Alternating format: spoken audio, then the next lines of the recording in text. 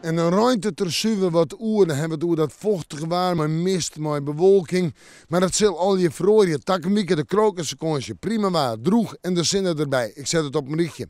Allereerst hebben we naar joen en vannacht nog altijd kans op mist, soms wat lichte ruin of wat stoorruin. En de temperaturen om en bij de 0 graden heen, of plus 1, of misschien wel even onder 0. En dat betekent de kans op glijdens, vooral als het opklaart. Er is net volle wien en de wien die er steekt komt nog altijd met dit verskaat richting mij. Morgen dag. Een dag met mist en dag met kans op glijdens. Daar beginnen we mee. Verder is een temperatuur die oprint naar 4, misschien 5 graden. De zinnen maakt het misschien nog wel even kans in het waardgebied, het kustgebied, noorden van de provincie, westen van de provincie. Ja, en de wien, nou, die zie ik het meer en meer het oosten op. En die zal zwak of matig wezen.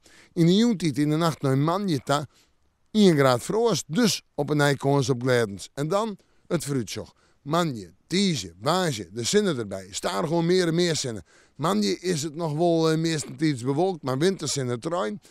In de nachten ligt de frost, dus is het geen echt tooibaar meer, maar is het geen echt winterbaar meer. Toch denk ik dat het staan gewoon kouder wordt de komende weken. Maar uw letter 2 of 3 graden, misschien nog wel leger. Nou ja, we met de manje, maar weer even in het waarsje.